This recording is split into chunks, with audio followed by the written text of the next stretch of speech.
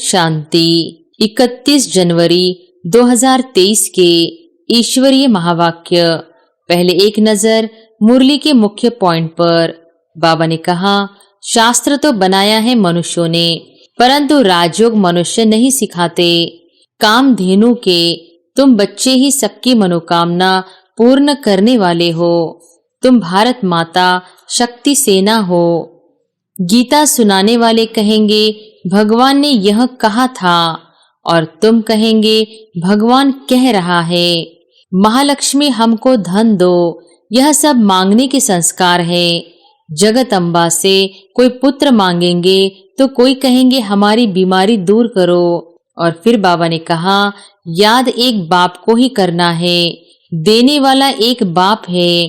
भला तुम किसकी भी भक्ति करो, किसको भी याद करो, परंतु फल देने वाला फिर भी एक ही दाता है, वही सब कुछ देता है। अब बाप आए हैं, कहते हैं चलो कृष्णपुरी में, चलकर श्री कृष्ण की पत्नी बनो या राधे का पति बनो, बात एक ही है। यहाँ भला कोई करोड़पति है, 50 करोड़ है, लेकिन तुम्हारी भेंट में वह गरीब है, क्योंकि यह सब उनका धन मिट्टी में मिल जाना है। कुछ भी साथ नहीं चलेगा, हाथ खाली जाएंगे। तुम तो हाथ भरतू करके जाते हो 21 जन्मों के लिए। और फिर लास्ट में बाबा ने कहा, तुमको कृष्णपुरी चलना है तो खूब पुरुषार्थ करो। वह है श्री कृष्ण का दैवी कुल। भगवान ने आदि सनातन देवी देवता धर्म की स्थापना की। यह है सबसे प्राचीन धर्म। भोजन बनाने समय भी याद करो। भोजन बनाने समय पति बच्चा याद पड़ता है तो शिव बाबा क्यों नहीं पढ़ सकता। और अब सुनते हैं महावाक्यों को विस्तार से। मुरली का सार। मीठे बच्चे, तुम हो मोस्ट लक्की बच्चे, क्योंकि तुम्हारे सम्मुख स्वयं बाप है, वह तुम्हें सुना रहे हैं। प्रश्न है, भक्ति मार्ग का कौन सा संस्कार अभी तुम बच्चों में नहीं हो सकता, क्यों? उत्तर है, भक्ति मार्ग में जिस भी देवी या देवता के पास जाएंगे उससे कुछ न कुछ मांगते ही रहेंगे। किसी से धन मांगेंगे, किसी से पुत्र मांगेंगे। यह मांगने के संस्कार अभी तुम बच्चों में नहीं हो सकते, क्योंकि बाप ने संगम पर तुम्हें कामधेनु बनाया है। तुम बाप समान सबकी मनोकामनाएं पूर्ण करने वाले हो। तुम स्वयं के प्रति कोई आशा नहीं रख सकते। तुम जानते हो फल देने वाला एक ही दाता बाप है, जिसे याद करने से सब प्राप्तियां हो जाती है। इसलिए मांगने के संस्कार समाप्त हो जाते हैं। गीत है, ओम नमः शिवाय, ओम शांति। भगवानुवाच। अब अच्छी रीति समझकर फिर समझाने के लिए एक गीता शास्त्र ही है। शास्त्र तो बनाया है मनुष्यों ने, परंतु राजयोग मनुष्य नहीं सिखाते। बाप कहते हैं, मैंने ही 5000 वर्ष पहले भी तुम भारतवासी सिकिलदे बच्चों को राजयोग सिखाया था। सिकिलदे का अर्थ तो समझाया है कि तुम ही पूरे 84 जन्म लेकर फिर आए मिले हो। 5000 वर्ष पहले भी तुम मिले थे और तुम आकर ब्रह्मा मुख वंशावली अर्थात ब्राह्मण ब्राह्मणी बने थे। बाप डायरेक्ट बोलते हैं, वह गीता पाठी आदि यह बातें नहीं करेंगे। बाप डायरेक्ट समझा कर गए थे, फिर भक्ति मार्ग से शास्त्र बनाते हैं। अब ड्रामा पूरा होता है। फिर बाप आया है, कहते हैं बच्चों को। कौन से बच्चे? कहते हैं खास तुम और आम सारी दुनिया। तुम अभी सम्मुख हो। तुमको बैठ बाबा ने अपना परिचय दिया है।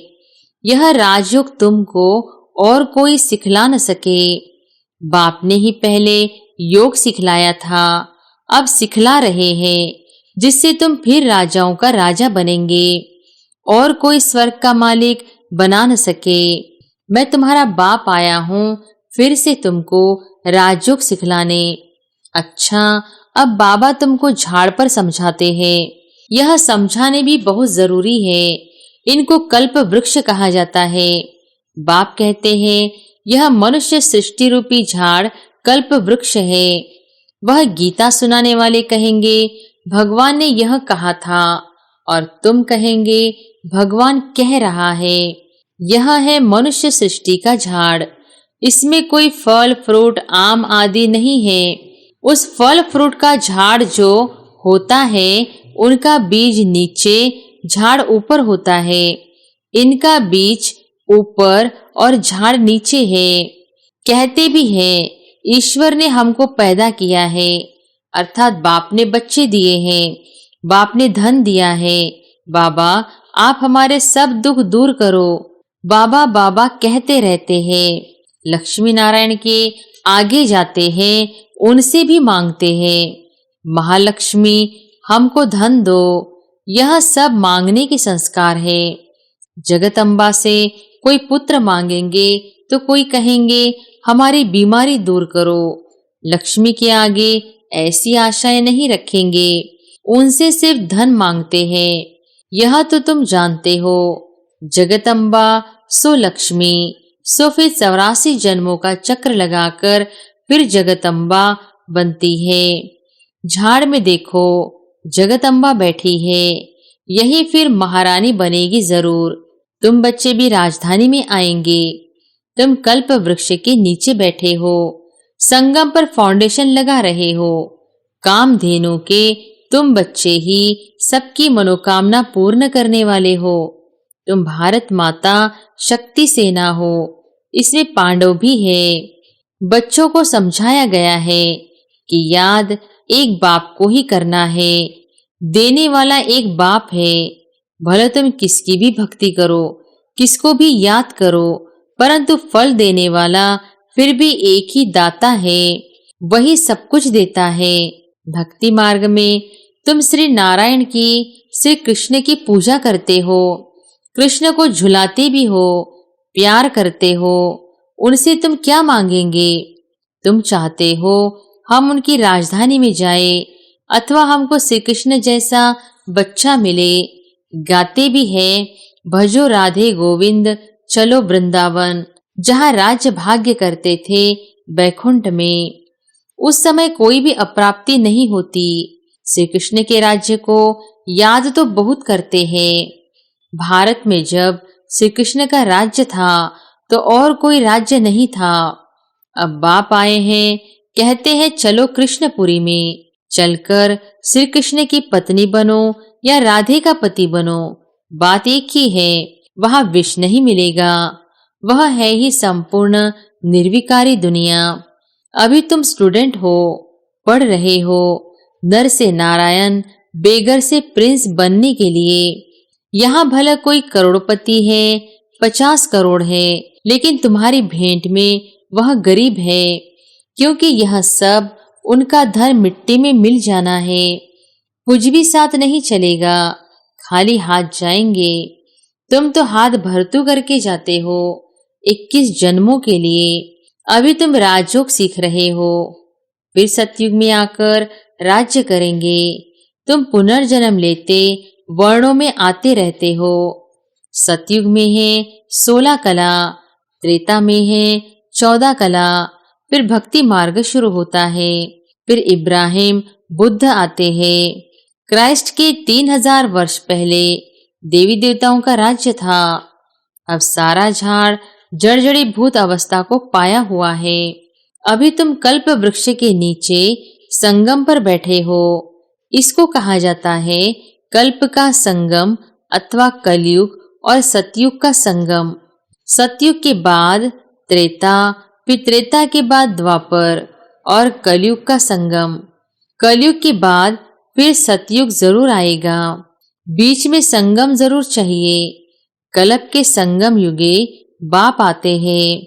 उन्होंने कल्प अक्षर बदल सिर्फ युगे युगे लिख दिया है। बाप कहते हैं मैं निराकार परमपिता परमात्मा ज्ञान का सागर हूँ। भारत में ही शिव जयंती गाई जाती है। श्री कृष्ण तो ज्ञान दे न सके। तुम कहते हो हम स्वर्ग में श्री कृष्ण के साथ मिलेंगे। बाप कहते हैं भक्ति में श्री कृष्ण का साक्षात्कार मैं तुमको कराता हूँ। कृष्ण जयंती पर बहुत प्रेम से उनको झूला झुलाते हैं, पूजा करते हैं। उनको जैसे सच सच श्री कृष्ण दिखाई पड़ता है। साक्षात्कार होगा, कृष्ण का चित्र होगा तो उनको भी उठाकर भाकी पहनेंगे। भक्ति मार्ग में मैं ही मदद करता हूँ, दाता मैं हूँ। लक्ष्मी की पूजा करते हैं। अब वह तो है ही पत्थर की मूर्ति, वह क्या देगी? देना फिर भी मुझे ही पड़ता है। साक्षात्कार भी मैं ही कराता हूँ। यह भी ड्रामा में नोंद है। जैसे कहते हैं परमपिता परमात्मा के हुक्म से पत्ता पत्ता हिलता है, क्योंकि वह समझते हैं पत्ते पत्ते में परमात्मा है। क्या परमात्मा बैठ पत्ते को हुक्म करेगा क्या? यह तो ड्रामा बना हुआ है। अभी तुम जैसे एक्ट कर रहे हो वह कलप के बाद भी तुम ऐसे ही करेंगे। जो कुछ शूटिंग में शूट हुआ वही चलेगा, उसमें कुछ फर्क नहीं पड़ सकता। ड्रामा को भी अच्छी रीति समझना है। बाप समझाते हैं बेहद का सुख कलप कलप भारत को ही मिलता है, परंतु जो ब्राह्मण बनते हैं वही वर्णों में आते हैं। 84 जन्म लेते हैं, फिर औरों के जन्म नंबरवार कम होते जाएंगे। कितने छोटे छोटे मठपंथ है, भला उन्हों की महिमा है क्योंकि पवित्र है। स्वर्ग का रचयिता तो है बाप, और कोई मनुष्य थोड़ी ही स्वर्ग रचेगा। फिर राजयोग भी कोई सिखलावे। अभी तुम श्री कृष्णपुरी में जाने के लिए राजयोग सीख रहे हो। पुरुषार्थ हमेशा ऊंचा करना चाहिए। तुम कहते हो श्री कृष्ण जैसा बच्चा मिले, श्री कृष्ण जैसा पति मिले, श्री कृष्ण ही श्री नारायण बनता है, फिर श्री कृष्ण जैसा क्यों कहते? तुमको तो कहना चाहिए नारायण जैसा पति मिले। नारद ने भी कहा हम लक्ष्मी को वरे, राधे के लिए नहीं कहा। बाप समझाते हैं तुमको कृष्णपुरी चलना है तो खूब पुरुषार्थ करो। वह है श्री कृष्ण का दैवी कुल, कंस का है आसुरी कुल। तुम अभी हो संगम पर। शूद्र संप्रदाय तो ब्राह्मण ब्राह्मणी कहला न सके। जो ब्राह्मण न कहलाए वह शूद्र वर्ण के हैं। भारत की ही बात है। भारत ही स्वर्ग बनता, फिर भारत ही नरक बन जाता है। लक्ष्मी नारायण को भी 84 जन्म ले रजो तमो में आना ही है, जबकि वह भी चक्र में आते हैं तो बुद्ध आदि वापिस निर्वाण धाम में कैसे जा सकते? कोई तो कह देते कृष्ण सर्वव्यापी है, जिधर देखो कृष्ण ही कृष्ण है। राम के भक्त कहेंगे राम सर्वव्यापी है, वह कृष्ण को नहीं मानेंगे। बाबा के पास एक राधापंथी आया था, कहता था राधे ही राधे, राधे हाजिरा हजूर है, तेरे में मेरे में राधे ही राधे है। गणेश का पुजारी कहेगा तेरे में मेरे में गणेश ही गणेश है। क्रिश्चियन फिर कहते क्राइस्ट गॉड का सन बच्चा है। अरे क्राइस्ट सन था तो तुम किसके सन बच्चे हो? अनेक मत मतांतर है, रास्ता कोई को भी मिलता नहीं, सिर्फ माथा टेकते भटकते रहते हैं। मुक्ति और जीवन मुक्ति भगवान ही देंगे ना, उनसे हम क्या मांगे? कोई को पता ही नहीं। बाप को न जानने कारण निधन के बन गए हैं, फिर धनी आकर धन का बनाते हैं। मनुष्य कितने धक्के खाते हैं, समझते हैं भक्ति से भगवान मिलेगा। बाप कहते हैं मैं आता ही हूँ अपने समय पर, भला कोई कितना भी पुकारे, परंतु मैं आता हूँ संगम पर। एक ही बार भारत को स्वर्ग बनाए सबको शांति में भेज देता हूँ। फिर नंबरवार अपने अपने समय पर आते हैं। जो देवी देवता थे वह भी सब आत्माएं बैठी हुई है, फिर से अपना राज्य भाग्य ले रहे हैं। अभी तो देवी देवता धर्म ही नहीं है, सब अपने को हिंदू कहलाने लग पड़े हैं। ड्रामा अनुसार फिर भी ऐसा होगा। जो कुछ हो चुका है वह फिर रिपीट होगा। फिर ऐसे हम चक्र में आएंगे, इतने जन्म लेंगे, हिसाब निकालो। हर एक धर्म वाले पीछे कितने जन्म लेंगे। झाड़ पर समझाना बहुत सहज है। आप पे ही मनुष्यों को टच होगा कि कोई की प्रेरणा से यह विनाश ज्वाला की तैयारी हो रही है। यूरोपवासी यादव बॉम्ब्स बनाते हैं। वह भी कहते हैं हमको कोई प्रेरणा देने वाला है। हम जानते हैं कि इससे हम अपने ही कुल का विनाश करते हैं। न चाहते हुए भी यह मौत का सामान बनाते हैं। धीरे धीरे प्रभाव पड़ेगा। धीरे धीरे झाड़ बढ़ता है ना। कोई कांटे से कली, कोई फूल बनते हैं। कोई कोई फूलों को भी तूफान लगता है तो मुरझा जाते हैं। बाबा ने कलप कलप कहा था, आश्रवन सुनंती कथंती। अब फिर बाबा खुद कह रहे हैं, हमारे पास आवंती ब्रह्मा कुमार कुमारी बनंती कथंती। फिर भी अहो मम माया, अच्छे अच्छे बच्चों को खावंती खा गई। आगे चलकर देखना कैसे अच्छे अच्छे बच्चे भी खत्म हो जाते हैं। जो पास्ट हो गया सो फिर अब प्रेजेंट में बाप समझाते हैं। फिर भक्ति मार्ग में शास्त्र बनाएंगे। यह ड्रामा ऐसा बना हुआ है। अब बाप आकर ब्रह्मा द्वारा सभी वेदों शास्त्रों का सार समझा रहे हैं। जो धर्म स्थापन करते हैं उनके नाम पर ही शास्त्र बनाते हैं। उसको धर्म शास्त्र कहा जाता है। देवी देवता धर्म का शास्त्र एक ही गीता है। हर एक धर्म का एक शास्त्र होना चाहिए। श्रीमद् भगवत गीता ठीक है, भगवान वॉच है। भगवान ने आदि सनातन देवी देवता धर्म की स्थापना की। यह है सबसे प्राचीन धर्म। हर एक धर्म का अपना अपना शास्त्र है और पढ़ते रहते हैं। अभी तुम देवता बनते हो लेकिन तुमको शास्त्र पढ़ने की दरकार नहीं। वहाँ शास्त्र होता ही नहीं। यह सब खत्म हो जाएंगे। फिर गीता कहाँ से आई? द्वापर में बैठ मनुष्यों ने बनाई। जो गीता अभी है फिर भी वही गीता खोज कर निकालेंगे। जैसे कलप पहले बनाई है वैसे फिर यह शास्त्र बनेंगे। भक्ति मार्ग की सामग्री बनती ही जाएगी। बाप समझाते हैं, सिकिल दे बच्चे, मुझ बाप की श्रीमत पर चल, श्रेष्ठ बनो। तुम अभी संगम युग पर राजयोग सीख रहे हो, जबकि कलयुग को सतयुग बनाना है। उन्होंने कल्प की आयु लंबी बताए सभी को घोर अंधियारे में डाल दिया है। मनुष्य तो मूंझे हुए हैं। ड्रामा अनुसार तुम बच्चों को ही बेहद के बाप से वर्षा लेना है। बाबा ने बहुत युक्तियां बताई है। सिर्फ बाबा को याद करो, चाट रखो। भोजन बनाने समय भी याद करो। भोजन बनाने समय पति बच्चा याद पड़ता है तो शिव बाबा क्यों नहीं पढ़ सकता? यह तुम्हारा काम है।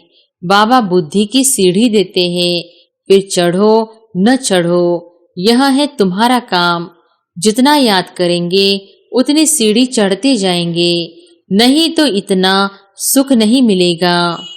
अच्छा, मीठे मीठे सिक्की लधे अर्थात 5000 वर्ष के बाद फिर आए मिले हुए बच्चों को नंबरवार पुरुषार्थ अनुसार माता पिता बाप दादा का याद प्यार और गुड मॉर्निंग। मीठे मीठे रूहानी बाप का रूहानी बच्चों को नमस्ते। धारणा के लिए मुख्य सार। पहली पॉइंट, कृष्णपुरी में चलने के लिए पुरुषार्थ बहुत अच्छा करना है। शूद्रपने के संस्कारों को परिवर्तन कर पक्का ब्राह्मण बनना है। बुद्धि बल से याद की सीढ़ी पर चढ़ना है। सीढ़ी चढ़ने से ही अपार सुख का अनुभव होगा। वरदान है अटेंशन और चेकिंग की विधि द्वारा व्यर्थ के खाते को समाप्त करने वाले मास्टर सर्वशक्तिमान भव। अटेंशन और चेकिंग की विधि द्वारा व्यर्थ के खाते को समाप्त करने वाले मास्टर सर्वशक्तिमान भव। ब्राह्मण जीवन में व्यर्थ संकल्प, व्यर्थ बोल, व्यर्थ कर्म, बहुत समय व्यर्थ गंवा देते हैं। जितनी कमाई करने चाहो उतनी नहीं कर सकते। व्यर्थ का खाता समर्थ बनने नहीं देता। इसलिए सदा इस स्मृति में रहो कि मैं मास्टर सर्वशक्तिमान हूँ। शक्ति है तो जो चाहे वो कर सकते हैं। सिर्फ बार बार अटेंशन दो।